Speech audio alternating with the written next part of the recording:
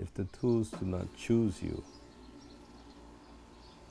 then you're not going to tattoo. So the tools makes the choice, not you. Ule is what we use for the handles because it has a little bit of flex. Now they are a representation of the entire race of people because people look at them and they see the uhi and they know that they're Hawaiian. The patterns that I carry are reflections of my genealogy. It's just being passed forward and forward, and it all stems from my kumu, from Keone. It's a practice, and other people will look at it and say that it has artistic qualities, of which I'm grateful for. But to me, the important thing is that it lives. He penetrates the skin with wood, fiber, and bone, and taps a message of genealogical connection, leaving a map that brings together past and present. As I stretch, I come by and I usually have a pillow or something and I tap the design in like that. The tips are all handmade. We use hippopotamus ivory that's almost as dense as steel.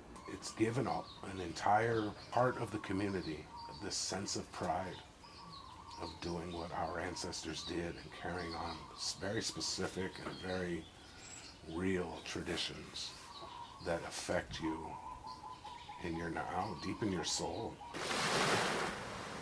I think Kavika Ao said it best when he said that someone of Keone's stature wouldn't stand on stage alone, that he would be, joined by other people who wanted that imprint of that tattoo on their bodies to show their conviction, to show their commitment to culture. To have everybody there honoring him and there for him, it was organic, and they hadn't planned it. We had talked about with them, and they knew that somebody would come out, but they just knew when Keone was honored, they wanted to be there right with us. Tattooing isn't resistance. It's not about resisting.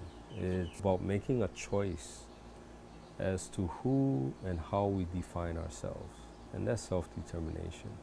Keone has this knowledge that seems to come from our past.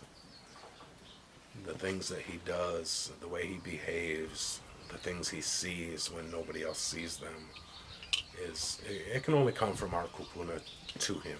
At least with the Hawaiian side of things, I was taught by 5 people, all of which are not with us anymore. With the teaching of my teacher, Sulape Paulo, he gave me a set of tools and he tattooed my leg and he says, "You're ready." Yeah. In that time, he would stretch for me. For someone of his rank and his expertise to be my stretcher, that was the biggest honor that he could have given me.